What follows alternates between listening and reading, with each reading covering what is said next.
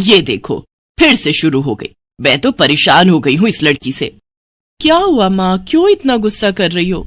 गुस्सा न करूं तो क्या करूं? हाँ, कब से आवाज लगा रही हूँ, लेकिन इन मैडम को एक बार में सुनाई कहाँ देता है। ओहो माँ, आप ही देखो ना, मैंने कितना सुंदर डिजाइन बनाया है। बस इसी में ध्यान लगा था मेरा, शायद इसीलिए आपकी आवाज सुनाई नहीं दी होगी। अच्छा बताओ क्या काम है, मैं ये बाद में पूरा कर लूंगी। कुछ काम नहीं, खाने की थाली कब से लगा कर रखी है। अब महारानी को फुर्सत मिल गई हो तो चलकर खा लो। अच्छा खाना खाना है, अब आप शुरू करो, मैं बस 2 मिनट में आऊं। हाँ हाँ, पता है तेरे 2 मिनट।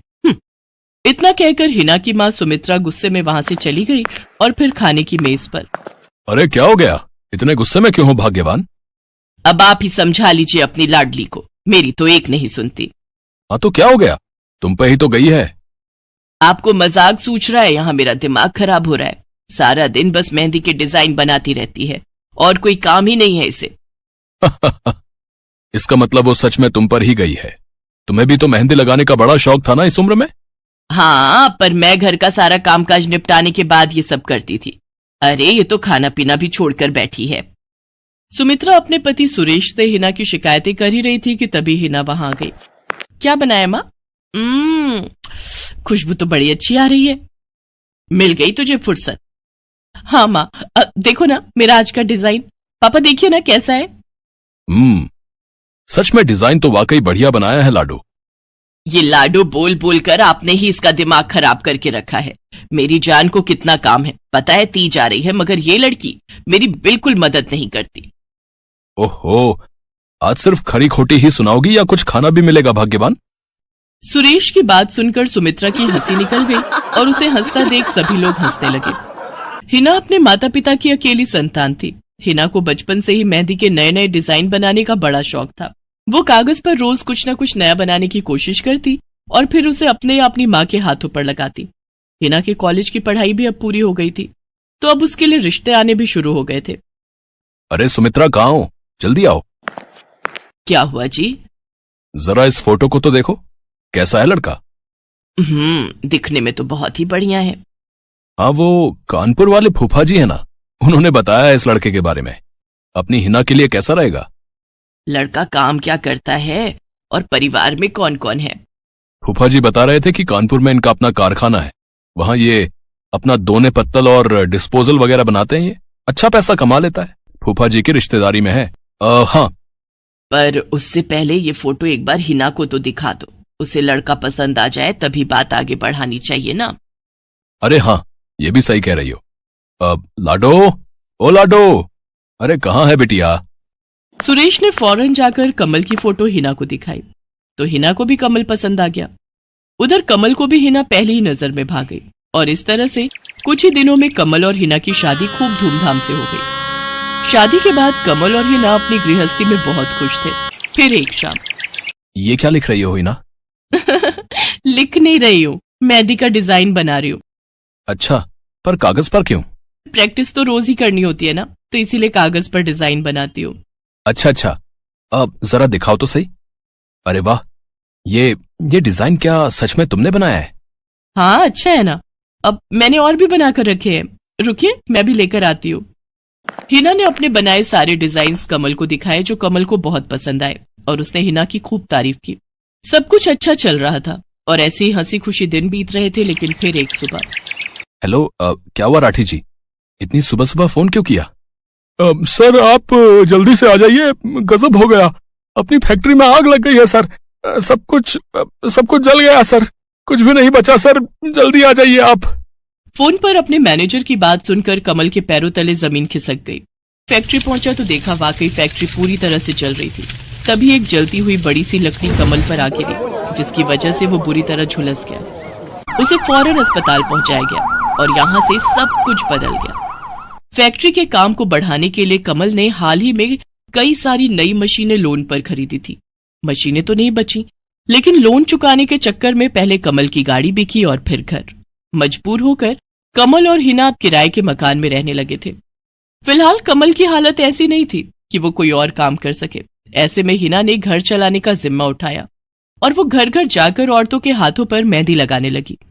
हालांकि इस काम से उसे बहुत कम पैसे ही मिल पा रहे थे, लेकिन हिना फिर भी पूरी मेहनत कर रही थी। क्या से क्या हो गया ना हिना, मैं किसी काम का नहीं रहा, हम बर्बाद हो गए। मैंने कहा था तुम्हें रानी बनाकर रखूंगा, मगर मेरे रहते हुए भी तुम्हें कितना संघर्ष करना पड़ रहा है। ऐसा क्यों कह रहे हैं आप बिल्कुल चिंता मत कीजिए, देखना धीरे धीरे सब ठीक हो जाएगा। हिना चाहती थी कि वो अपना एक पार्लर खोले, लेकिन फिलहाल ये मुमकिन नहीं था।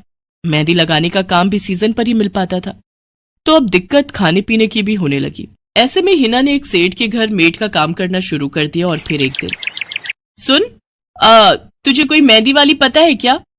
क्यों मैडम? अरे वो तीज आ रही है ना, तो मेहंदी लगवानी थी। आहा, बाहर इतनी गर्मी है, अब ऐसे में कौन बाहर जाए, तो घर पर ही आकर कोई लगा दे तो बढ़िया रहेगा। अब हाँ मैडम, मैं बहुत अच्छी मेहंदी लगाती हूँ, आप मुझसे लगवा लो। ना ना ना, अगर खराब कर दी तो? तीज की पार्टी है मेरे यहाँ, मेहंदी तो बढ़िया ही लगवानी है मुझे। मैडम आप बिल्कुल चिंता मत कीजिए, और रुकिए, मैं अभी आपको कागज पर मेहंदी का डिजाइन बनाकर दिखाती हूँ, फिर आगे आप ही तय करना। इतना कहकर हिना ने फौरन एक कागज लिया और कुछ ही देर में उस पर एक बहुत ही सुंदर मेहंदी का डिजाइन बना दिया। और फिर, अरे वाह, ये तो सच में बहुत सुंदर है, बिल्कुल नया और बहुत ही खूबसूरत डिजाइन है। अब तो ये डिजाइन मेरे हाथ पर भी सेम टू सेम लगा देगी ना? हाँ मैडम, आप मुझ पर विश्वास कीजिए, मैं बचपन से ये करती आई हूँ। उस दिन हिना ने पूरे मन से अपनी मालकिन के दोनों हाथों पर मेहंदी लगाई। हिना ने जो डिजाइन बनाया था वो एकदम नया था और सुंदर भी। फिर अगले दिन, नमस्ते साहब, वो आपको कुछ? हाँ, मैं तुम्हारा ही इंतजार कर रहा था। ये कल शिवानी के हाथों पर तुम ही ने मेहंदी लगाई थी ना? जी साहब, मैंने ही लगाई थी। अब कोई गलती हो गई क्या मुझसे? नहीं, ऐसी कोई बात नहीं है, बस ये जानना था तुमसे कि मेहंदी का वो डिजाइन कहाँ से देखकर लगाया तुमने? कहीं से नहीं साहब, वो तो मैंने खुद से सोचा था, मैं कभी कहीं से देखकर डिजाइन नहीं बनाती। अच्छा, अगर ऐसा है तो जरा ये कागज और जरा इस पर एक मोर की थीम पर बेस्ड एक डिजाइन बनाकर दिखाओ, पर याद रहे डिजाइन बिल्कुल नया होना चाहिए। जी साहब, बस 2 मिनट दीजिए। हिना ने बस कुछ मिनटों के अंदर वो करके दिखा दिया, जिसे देखकर उसका मालिक साहिल मल्होत्रा हैरान रह गया। वाह, सच में कमाल है ये तो। अब तुमने डिजाइनिंग सीखी है क्या कहीं से? नहीं साहब, सीखी तो नहीं, लेकिन मुझे बचपन से ही शौक है मेहंदी लगाने का, तो बस इसीलिए। समझ गया। देखो हिना, तुम्हारा हुनर लाजवाब है और तुम्हें अपने इस हुनर को ऐसे बेकार नहीं जाने देना चाहिए। जी मतलब? तुम्हें पता है ना, मेरी फैक्ट्री में लेडीज कपड़ों के लिए कपड़ा बनता है, लेकिन काफी समय से मैं परेशान हूं, क्योंकि सूट साड़ियों वगैरह के लिए मेरे पास नए डिजाइन्स की कमी पड़ गई है। लेकिन अब लगता है ये कमी नहीं रहेगी। बोलो, बतौर डिजाइनर मेरे लिए काम करोगी तुम? जी साहब, बिल्कुल करूंगी। ये हिना के लिए सपने के सच होने जैसा था। अब वो काम वाली बाई से एक डिजाइनर बन गई। वो साहिल की फैक्ट्री में बनने वाले कपड़ों के लिए हर रोज नए नए डिजाइन्स बनाने लगी, और इसके बाद साहिल के फैक्ट्री में बनने वाले कपड़े की डिमांड काफी बढ़ गई, और इसके चलते हिना को भी उसके काम की बढ़िया सैलरी मिलने लगी। हिना अब अपनी कमाई से न सिर्फ अपना घर खर्च चलाने लगी, बल्कि उसने शहर के बढ़िया डॉक्टर से कमल का इलाज भी कराया, जिससे कमल बहुत जल्दी ठीक हो गया और उसने भी काम करना शुरू कर दिया। पर इस सब में पूरा 1 साल बीत गया और एक बार फिर से तीज का त्योहार आया। देखिए तो कैसी लग रही हूं मैं? बिल्कुल चांद जैसी लग रही हो। हिना ने नई हरे रंग की साड़ी पहनी हुई थी, जो उसने खुद डिजाइन की थी, और वाकई वो उसमें बहुत ही सुंदर लग रही थी। हिना, तुम सच में बहुत बहादुर हो। मैं तो उस हादसे के बाद उठकर खड़ा ही नहीं हो पाता, लेकिन तुमने सब कुछ ठीक कर दिया। तीज का ये त्योहार ही इसलिए है जी, मैं आपको कभी कुछ नहीं होने दूंगी।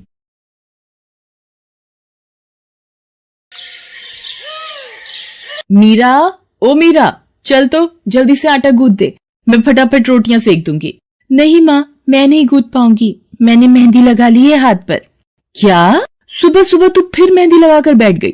बड़ी मक्कार है सच में, काम में मदद ना करनी पड़े इसलिए जब देखो मेहंदी लगाकर बैठ जाती है। चल जल्दी से हाथ धोकर आ मेरे पास, मुझे काम पर जाने के लिए देर हो रही है। माँ बस आज कर लो ना, देखो ना मैंने कितनी मेहनत से कितना सुंदर डिजाइन बनाया है। लेकिन जैसे ही उसकी नजर मीरा के हाथों पर पड़ती है, उसका गुस्सा पल भर में गायब हो जाता है। वो मीरा से कहती है, अरे वाह मीरा, तूने तो बड़ी सुंदर मेहंदी लगाई है। हाँ माँ, वो शांति दीदी ने मुझे एक किताब दी थी कल, उसमें बड़े सुंदर सुंदर डिजाइन बने हैं, बस उसी में से देखकर लगाई है मैंने। सुंदर है ना? हाँ बहुत सुंदर है। अरे लेकिन मुझे तो ओफो, फिर लगा लिया ना तूने बातों में। पहले से ही देर हो रही है, ऊपर से तू भी मेहंदी लगाकर महारानी जैसे बैठ गई है। माँ, तुम इतना परेशान क्यों होती हो? 1-2 घंटे में जब मेरी मेहंदी सूख जाएगी तो मैं घर के सारे काम कर दूंगी। मीरा की बात मानकर कावेरी काम पर चली जाती है। वो एक बड़ी सोसाइटी के घरों में काम करती थी और इसी काम से कावेरी और मीरा का गुजारा चलता था। कावेरी के पति की कई साल पहले एक सड़क हादसे में मौत हो गई थी। तब से कावेरी पर ही सारी जिम्मेदारी थी। मीरा भी घर के कामों में उसका पूरा हाथ बटाती थी। मीरा को मेहंदी लगाना बहुत पसंद था। उसने अपने घर के पीछे मेहंदी के कई सारे पौधे लगा रखे थे, जिनका वो बहुत ख्याल रखती थी। वो अपने हाथों से मेहंदी के पत्तों को पीसकर अपने हाथों में लगाने के लिए तैयार करती थी। फिर एक दिन, मीरा, हमें इस जगह पर थोड़ी मोड़ी खेती कर लेनी चाहिए। ये मेहंदी के पौधों से कुछ कमाई थोड़े ही हो रही है, खेती कर लेंगे तो कुछ पैसे ही बन जाएंगे। नहीं माँ, मेरे मेहंदी के पौधों को हाथ भी मत लगाना। बाजार से मेहंदी खरीदने के तो पैसे हैं नहीं हमारे पास, अब इन्हें तो रहने दो। ये कहते हुए मीरा की आंखों में आंसू थे। कावेरी उसके सिर पर हाथ रखते हुए कहती है, मीरा, मैं जानती हूँ तुझे मेहंदी लगाना बहुत अच्छा लगता है, लेकिन बेटा अपनी हालत तो तुझे पता ही है ना, मैं कितनी मुश्किल से। माँ, सब समझती हूँ मैं, जाओ कर लो जो करना है। इतना कहकर मीरा रोते हुए वहाँ से चली जाती है। कावेरी को उसके लिए बुरा लग रहा था। वो मीरा की मेहंदी के पौधों को कुछ नहीं करती। ऐसे ही कई दिन गुजर जाते हैं। ज्यादा काम करने की वजह से कावेरी की तबीयत खराब रहने लगी। वो बहुत जल्दी जल्दी बीमार पड़ने लगी। तो मीरा ने उससे कहा, माँ, तुम रहने दो, तुम्हें बुखार है, रात भर सोई नहीं हो, मैं चली जाती हूँ काम पर। नहीं मीरा, तू कैसे? ना, नहीं, मैं ठीक हूँ, मैं जाती हूँ। कावेरी जैसे ही उठकर चलने की कोशिश करती है, अचानक उसे चक्कर आ जाता है। मीरा उसे सहारा देकर बिस्तर पर लिटा देती है और उससे कहती है, बस माँ, अब तुम आराम करोगी और काम पर अब से मैं जाऊंगी। कावेरी घर पर रहकर आराम तो कर रही थी, लेकिन वास्तव में उसे अच्छे इलाज की भी जरूरत थी, जिसके लिए पैसे थे नहीं। दूसरी तरफ अब हर रोज मीरा काम पर जाती और लौटकर घर के भी सारे काम उसे ही करने पड़ते थे। इस सब में उसे मेहंदी लगाने का बिल्कुल भी वक्त नहीं मिल पाता था। मीरा, कितने दिन हो गए तूने मेहंदी नहीं लगाई? हाँ माँ, बस मन नहीं कर रहा। अच्छा, मेहंदी लगाने का तेरा मन नहीं? मैं सब जानती हूँ। मैंने बिस्तर पकड़ लिया है और मेरी फूल सी बच्ची पर सारे काम पड़ गए हैं। अब बस बहुत हो गया आराम। मीरा, जा, तू जाकर मेहंदी लगा ले, आज मैं जाऊंगी काम पर। नहीं माँ, तुम कहीं नहीं जाओगी, मैं कर लूंगी सब। और मैं सच बोल रही हूँ, मैं बड़ी हो गई हूँ, ये मेहंदी का मुझे शौक नहीं। इतना कहकर मीरा काम पर जाने के लिए घर से निकल जाती है। कावेरी की आंखों में आंसू आ जाते हैं। मीरा सोसाइटी के कई घरों में काम करती थी। उन्हीं में से एक घर आरती का भी था। उसके घर पर तीज का त्योहार बड़े धूमधाम से मनाया जाता था। तीज की तैयारियों में मीरा भी मदद कर रही थी। इसी बीच, अरे ऐसे कैसे? मैंने सारे रिश्तेदारों को बुला लिया है, मेरी सारी फ्रेंड्स भी आने वाली हैं। मैं क्या कहूँगी उन्हें? फोन पर काफी देर बहस करने के बाद आरती फोन रख देती है। उन्हें उदास देखकर मीरा उससे पूछती है, क्या हुआ मैडम जी, आप कुछ परेशान लग रहे हो? हाँ मीरा, बड़ी मुसीबत हो गई। कल तीज का फंक्शन है, मैंने सबको मेहंदी लगवाने के लिए यहीं बुला लिया है और आखिरी मौके पर ये पार्लर वाली धोखा दे गई। कह रही है कल नहीं आ पाएगी। अब क्या होगा? इतनी जल्दी कौन तैयार होगा सबको मेहंदी लगाने के लिए? मैडम जी, वैसे मैं भी ठीक ठाक मेहंदी लगा लेती हूँ। अरे हाँ, कावेरी ने मुझे बताया तो था एक बार कि तुझे मेहंदी लगाने का बहुत शौक है। वैसे मुझे तो कोई परेशानी नहीं है, तू देख ले बेटा, बहुत सारे हाथ लगाने होंगे और मेहंदी बढ़िया लगनी चाहिए सबके। आप बिल्कुल चिंता मत करिए मैडम जी, मैं सब अच्छे से करूँगी। बहुत दिनों बाद मीरा के चेहरे पर खुशी थी। उसने घर पहुंचते ही मेहंदी के खूब सारे पत्ते तोड़कर पत्थर पर पीसना शुरू कर दिया। ये देखकर कावेरी ने मीरा से कहा, अरे मीरा, शाम हो गई है, अब मेहंदी मत लगा, मौसम भी ठंडा है बेटा। ये मेहंदी मैं अपने लिए नहीं पीस रही माँ, वो 5वें फ्लोर वाली मैडम जी है ना, कल उनके यहाँ लगानी है। अच्छा बेटा, पर ध्यान से बेटा, वो बड़े लोग हैं, कोई गलती ना हो जाए। माँ, तुम बिल्कुल चिंता मत करो, मेहंदी लगाने में मुझसे कभी कोई गलती हो ही नहीं सकती। मीरा खूब सारी मेहंदी तैयार करके अगले दिन आरती के घर पहुंच जाती है। वो अपनी मेहंदी को कोन में भरने लगती है कि तभी आरती की एक फ्रेंड आरती से, आरती, ये किसे बुला लिया तुमने? मैंने जिस पार्लर का नंबर दिया था तुम्हें, उससे बात नहीं हुई क्या? हुई तो थी, लेकिन उसने आखिरी वक्त पर मना कर दिया। तुम बिल्कुल चिंता मत करो, ये मीरा है, मेरी हाउसमेड है ना कावेरी, ये उसी की बेटी है, बहुत अच्छी मेहंदी लगाती है ये। ओफो आरती, तुम भी ना, पार्लर की बात अलग होती है, उन लोगों का मटेरियल ब्रांडेड होता है, मेहंदी के रचने की गारंटी मिलती है वहां से। और इसकी मेहंदी तो मुझे कुछ समझ नहीं आ रही, इस पर तो कोई लेबल तक नहीं है। अगर कुछ गलत रिएक्शन हो गया हाथों पर तो।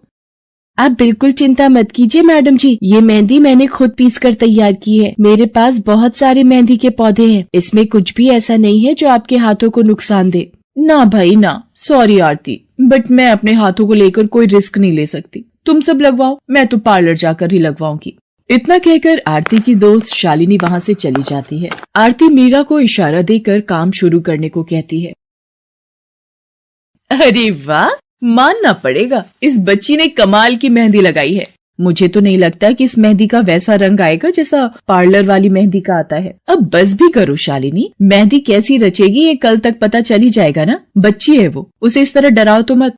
अरे मुझे क्या, मेरे हाथ कौन सा खराब होने वाले हैं, तुम ही लोग लगवाओ और तुम ही भुगतना। शालिनी गुस्से में वहां से चली जाती है। उसे पूरा यकीन था कि मीरा की मेहंदी रचेगी नहीं, साथ ही हाथों पर उसका गलत रिएक्शन भी हो सकता है, लेकिन जो हुआ वो इससे बिल्कुल अलग था। अगले दिन मीरा के घर पर। अरे मैडम जी, आप यहाँ? आपने तो आज काम पर आने के लिए मना किया था ना, मैं इसीलिए नहीं आई। हाँ, कल तुम कितना थक गई थी, इसीलिए मैंने आने को मना किया। मैं यहाँ तुम्हें काम पर बुलाने नहीं बल्कि किसी और काम से आई हूँ। अंदर नहीं बुलाओगी? अरे माफ कीजिएगा मैडम जी, आइए अंदर आइए। आरती को देखकर कावेरी भी बिस्तर से उठकर खड़ी हो जाती है। आरती के साथ उसकी दोस्त शालिनी भी थी। मीरा उन दोनों को पानी देते हुए कहती है, ये लीजिए मैडम जी, मेहंदी तो ठीक से रची ना मैडम जी? ये तुम्हें मैं नहीं, शालिनी बताएगी। फिर शालिनी अपने हाथ मीरा की तरफ बढ़ा देती है। उसके हाथों पर कई जगह छाले पड़े हुए थे। ये देखकर मीरा उससे कहती है, अरे ये क्या हुआ मैडम जी? मैंने तुमसे मेहंदी नहीं लगवाई,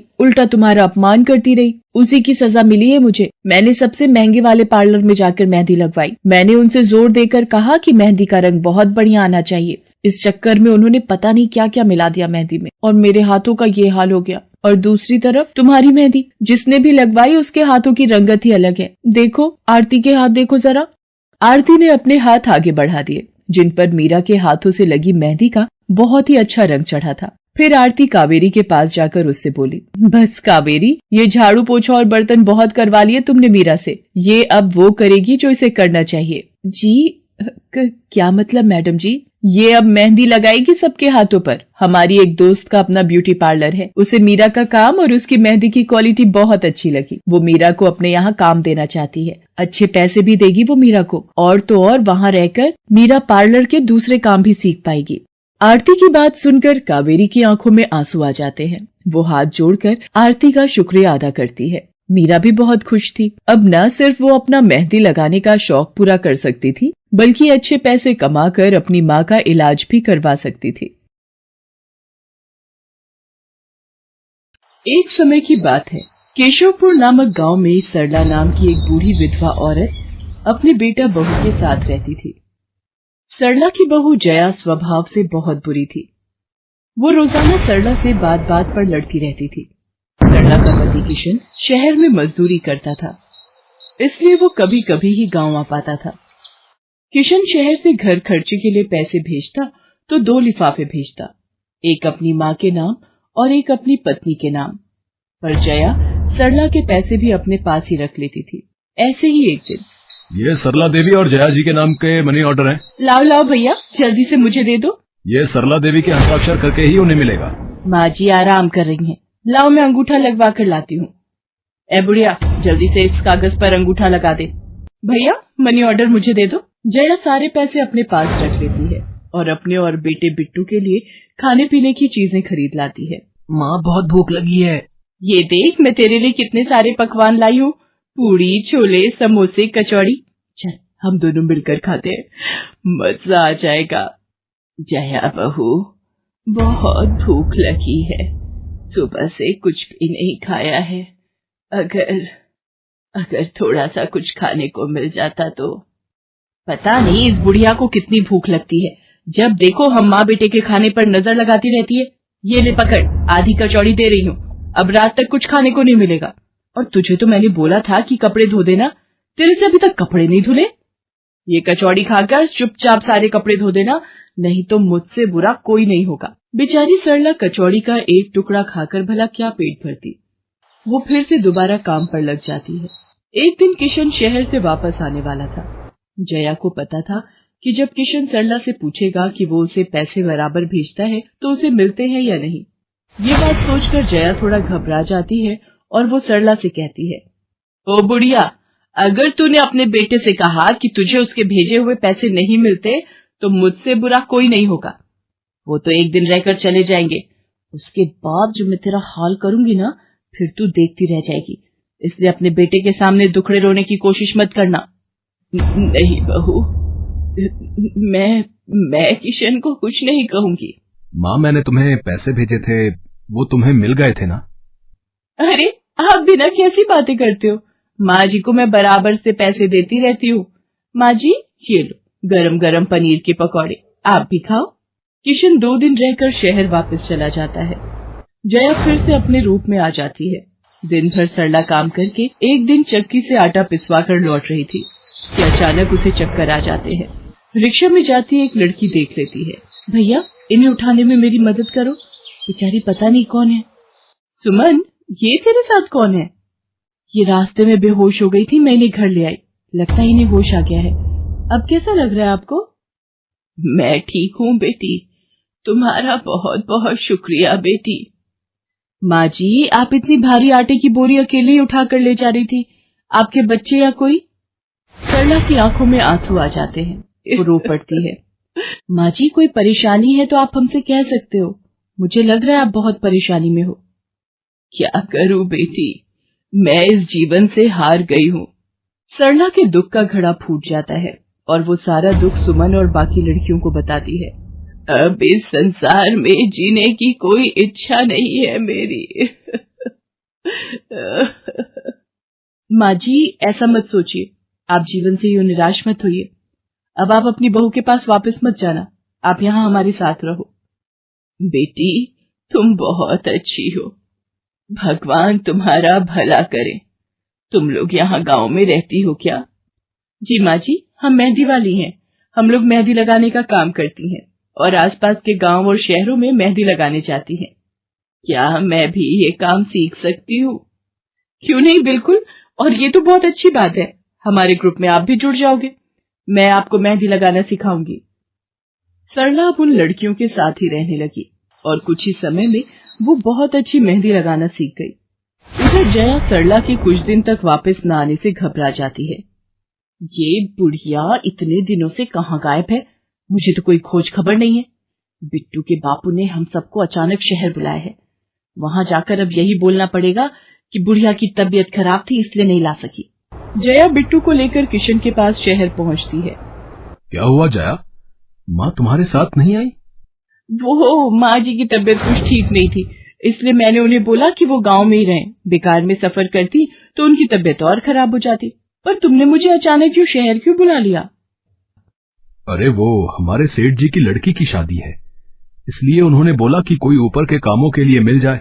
मैंने सोचा तुम्हें बुला लेता हूँ, और माँ भी थोड़े दिन के लिए मेरे पास रह लेगी। चलो कोई नहीं, मैं तुम्हें मालकिन से मिलवा देता हूँ। देखो किशन, शाम को मेहंदी का समारोह है तो काम अच्छे से निपटाने हैं, जितने भी मेहमान आएंगे उनके स्वागत में कोई कमी ना होने पाए। आप चिंता मत करो मालकिन, सब हो जाएगा। ये मेरी पत्नी है, मैंने इसे गांव से बुला लिया है, ये सब संभाल लेगी। जया मेहंदी समारोह की तैयारियों में काम करवाने लगती है। सब मेहमान आने लगते हैं। रिचा, मेहंदी वाली अभी तक नहीं आई, कितने बजे का टाइम दिया था? मम्मी, मेरी उनसे बात हो गई है, बस कुछ ही देर में आती होंगी। लो वो आ गई। माँ जी, ये यहाँ कैसे? मेहंदी वाली लड़कियों के साथ? माँ यहाँ? जया, तुम तो कह रही थी कि माँ बीमार है और गांव में है, पर माँ मेहंदी वाली लड़कियों के साथ क्या कर रही है? मुझे कुछ समझ नहीं आ रहा। मैं माँ के पास जा रहा हूँ। माँ, तुम यहाँ इन सबके साथ? किशन बेटा, आप मेरे साथ इधर आइए, मैं आपको सब बताती हूँ। ये लड़की इनको सब कुछ बता देगी। शायद आप नहीं जानते हैं, आपकी पत्नी ने आपकी माँ पर बहुत जुल्म किए हैं, इसीलिए ये बेचारी अपना घर छोड़कर हमारे साथ रहने को मजबूर थी। सुमन किशन को सारी सच्चाई बताती है। सरला की आंखों में आंसू आ जाते। किशन सबके साथ जब घर आ जाता है। जया, तुम्हें शर्म आनी चाहिए, तुमने मेरी माँ के साथ इतना बुरा व्यवहार किया। तुम्हारी वजह से मेरी माँ दर दर भटक रही है। अब तुम मेरे साथ एक पल भी नहीं रहोगी। बिट्टू को मैं पाल लूंगा। अभी के अभी अपने मायके निकल जाओ। ऐसा मत कहो, मैं आप लोगों के बिना कैसे रहूंगी। मुझे माफ कर दो, मुझे माफ कर दो, मेरे से गलती हो गई। माँ जी, मुझे माफ कर दो। किशन बेटा, मैं किसी से भी नाराज नहीं हूँ। जया बहू को माफ कर दे। गलती इंसान से ही होती है बेटा। मैंने जया बहू को माफ कर दिया। किशन जी, आप चिंता मत कीजिए, आपकी माँ जी अब हमारे साथ ही काम करेंगी। उस दिन के बाद जया ने अपना व्यवहार बदल लिया। सरला ने मेहंदी लगाना नहीं छोड़ा। वो अपनी मेहंदी लगाने के काम को करती रही। जया को अपनी गलती का एहसास हो गया था। अब वो भी सरला की बहुत देखभाल करती थी। संध्या की बुआ, जो कि दिल्ली में रहती थी, वो उसके लिए एक अच्छे घर का रिश्ता लेकर आई थी। देखो भैया, मेरी इतनी जान पहचान तो नहीं है लड़के वालों से, पर इतना जानती हूँ, अड़ोस पड़ोस में कहीं पूछोगे तो लोग अच्छा घर ही बताएंगे। ठीक है सुमन, अगर तुम कहती हो तो लड़के वालों को एक बार बुला लेते हैं। अब संध्या भी लड़के को देख लेगी। संध्या की बुआ लड़के वालों से अपने तरीके से बात कर लेती है और कुछ दिनों बाद संध्या की शादी विपुल नाम के लड़के से हो जाती है। पता नहीं इस काम वाली को छुट्टी लेकर गांव अभी जाना था। उसे पता था शादी वाला घर है, नई नवेली दुल्हन आएगी तो घर में 100 काम होंगे, फिर भी बिना बताए गांव निकल गई। अब मैं दूसरी काम वाली इतनी जल्दी कहाँ से ढूंढूंगी। राजेश्वरी, एक प्याली चाय दे दो तो बड़ी मेहरबानी होगी। सुबह से एक प्याली चाय भी नहीं मिली है। तुम्हें तो जब देखो चाय पीने की पड़ी रहती है। पता भी है एक बर्तन नहीं है धुला हुआ जिसमें तुम्हारी चाय बना दूं। ढेरों बर्तन रसोई में पड़े हैं झूठे। माँ, मैं कॉलेज जा रही हूँ, तुम मुझे ये मत कहना कि मैं छुट्टी कर लूं और तुम्हारे साथ घर का काम करवाऊं। मेरा आज बहुत बड़ा प्रोजेक्ट सबमिट होना है, इसलिए मैं तो कोई काम नहीं कर सकती। ये लो, अब इसे भी अभी कॉलेज जाना था। अब मैं क्या करूं, कुछ समझ नहीं आ रहा। संध्या की सास राजेश्वरी अभी काम वाली को लेकर परेशान हो ही रही थी। तभी संध्या राजेश्वरी की सारी बातें सुन लेती है और रसोई में जाकर बर्तन धोने लगती है। अरे संध्या बहू, तुम ये रसोई में क्या कर रही हो? हटो हटो हटो, ये झूठे बर्तन तुमसे थोड़ी करवाऊंगी। अभी तुम्हारे हाथों की मेहंदी भी नहीं उतरी। माँ जी, आप परेशान मत हो, मैं थोड़ी देर में ही सारा काम निपटा दूंगी। आप अकेले इतना काम नहीं कर पाओगे। ठीक है, अगर तुम कहती हो तो मैं कोई और काम कर लेती हूँ। माँ, पड़ोस में किसी से पता करो, शायद कोई और काम वाली मिल जाए। मैंने पूछा था, पर अभी किसी भी काम वाली के पास समय नहीं है। पुलकित काम पर चला जाता है। संध्या सारे घर का काम करती है। अब तो रोजाना ही ऐसा होने लगा। काम वाली तो थी नहीं। संध्या की ननद पूजा सुबह होते ही कॉलेज निकल जाती और सास पैरों में दर्द के बहाने बिस्तर पर आराम करती। संध्या तो मानो घर के कामों में ही उलझ गई। एक शाम, माँ, तुम बिल्कुल सही बहू ढूंढ कर लाई हो। बेचारी गरीब घर की है, इसलिए चुपचाप संस्कारी बहू की तरह घर के काम कर लेती है। अगर कोई पैसे वाले घर की लड़की बहू बनाकर ले आती तो वो पूरे घर को अपने इशारों पर नचाती और तुम और मैं बस बर्तन घिसते रह जाते। तभी तो मैंने इसकी बुआ को शादी के लिए हाँ कह दिया था। मुझे पता है ये गरीब घर की लड़कियां बड़ी सीधी सादी बहुएं साबित होती हैं। अब काम वाली गांव भाग गई। सोच ये ना होती तो कौन काम करता। राजेश्वरी, तुम दोनों माँ बेटी को तो संध्या बहू का शुक्रगुजार होना चाहिए। बेचारी ने आते से ही पूरा घर संभाल लिया। ऐसे ही दिन बीत रहे थे। संध्या सभी घर वालों की देखभाल का पूरा ध्यान रखती थी। एक दिन, क्या हुआ पुलकित बेटा, तुम इतने परेशान क्यों हो? और आज तुम ऑफिस भी नहीं गए? पापा, मेरी नौकरी छूट गई है। कंपनी घाटे में चल रही थी, इसलिए उन्होंने मेरे जैसे बहुत से वर्कर्स को अचानक निकाल दिया। दिमाग खराब हो रहा है, गाड़ी की किश्त भरनी है, घर का लोन भी पूरा नहीं हुआ है। घर का खर्चा अब सब कुछ कैसे होगा, कुछ समझ में नहीं आ रहा है। पुलकित बेटा, चिंता मत कर, अब कोई ना कोई रास्ता निकल आएगा। ज्यादा होगा तो कुछ दिनों के लिए मैं कोई काम कर लूंगा। पापा, मेरे होते हुए आप काम नहीं करोगे, मैं कुछ सोचता हूँ। पुलकित दूसरी नौकरी को लेकर परेशान था। उसे कोई काम नहीं मिल रहा था। घर में पैसों की तंगी भी शुरू हो गई। पुलकित ने अपनी गाड़ी बेच दी। घर के लोन को लेकर वो परेशान था। 15,000 रुपए की किश्त उसे भरनी थी। तभी, भैया, मेरे कॉलेज की फीस इस बार बहुत लेट हो गई है। मेरा आखिरी साल है, अगले महीने की 5 तारीख तक 12,000 रुपए फीस के भरने हैं। मैं कुछ इंतजाम करता हूँ। ऐसे खाली हाथ पर हाथ रखकर मैं नहीं बैठ सकती, मुझे कुछ सोचना होगा। पता नहीं, हो सकता है किरण ने बात कर ली होगी, पूछती हूँ। हेलो किरण, मैं संध्या बोल रही हूँ। तूने बात की फिर? पार्लर में जगह खाली है क्या? हाँ, मैंने बात कर ली है। 12,000 रुपए महीना देंगी रविता मैम। बोल, तू हाँ बोलती है तो मैं बात कर लेती हूँ। ठीक है, तू हाँ बोल दे, कम से कम कुछ तो पैसे आ जाएंगे। संध्या पुलकित से पार्लर में मेहंदी लगाने की नौकरी की बात करती है। पहले तो वो मना करता है, पर संध्या उसे समझाती है। पुलकित, मैं जानती हूँ आप परेशानी के दौर से गुजर रहे हो। मैंने आपसे शादी के बाद हर सुख दुख में साथ निभाने का वादा किया था और आप परेशान मत हो, मैं घर और बाहर दोनों का काम एक साथ संभाल लूंगी। ठीक है संध्या, तुम कल से पार्लर में नौकरी के लिए जा सकती हो। अगले दिन से संध्या सारे घर के काम के साथ साथ पार्लर भी जाती और वहां पर पूरा दिन मेहंदी लगाने का काम करती और शाम के वक्त घर आती। संध्या बहुत मेहनत कर रही थी ताकि वो अपने परिवार की मदद कर सके। संध्या बहुत सुंदर मेहंदी लगाती थी। ये बात उसकी सास को तब पता चली जब उसने पार्लर में काम करना शुरू किया। संध्या को पार्लर में काम करते हुए 1 महीना बीत चुका था। पार्लर की मालकिन रविता भी संध्या के मेहंदी लगाने के काम को देखकर बहुत खुश थी। संध्या, तुम सचमुच बहुत मेहनती हो। पिछले 1 महीने में बहुत से क्लाइंट तुम्हारी तारीफ कर रहे हैं और अपनी फैमिली फ्रेंड्स की शादी या सगाई फंक्शन के लिए तुम्हें ही मेहंदी के लिए बुक करना चाहते हैं। और हाँ, ये तुम्हारी सैलरी 12,000 रुपए। बाकी ये तुमने ओवर टाइम भी शादी के सीजन में बहुत किया है, उसके 6,000 रुपए अलग से दे रही हूँ। थैंक यू मैम, आपने मेरे काम की इतनी तारीफ की। मैं तो बस भगवान की कृपा से मेहनत से करती हूँ। संध्या घर आ जाती है और 12,000 रुपए पूजा के हाथ में रखती है। पूजा, ये तुम्हारी कॉलेज की फीस के पैसे, तुम कल ही अपनी फीस जमा कर देना। भाभी, ये तो आपकी मेहनत की कमाई है, आप ये सारे पैसे मुझे दे रहे हो? नहीं नहीं भाभी। पूजा, तुम मुझे अपनी भाभी कहती हो ना, और भाभी तो माँ समान होती है, तो क्या तुम अपनी भाभी माँ के पैसे नहीं लोगी? तुम अपने भैया से भी तो लेती हो ना। फिर मेरे और अपने भैया में फर्क है, मैं भी तो इस घर का हिस्सा हूँ, इसलिए ये पैसे रख लो। मुझे माफ कर दो भाभी, मैंने ना जाने आपके बारे में क्या क्या गलत सोचा। पुलकित को भी दूसरी नौकरी मिल जाती है। अब संध्या और पुलकित दोनों मिलकर काम करते थे। राजेश्वरी और पूजा भी अब संध्या की घर के कामों में बहुत मदद करती थी। परिवार में खुशियां फिर से लौट आई थी।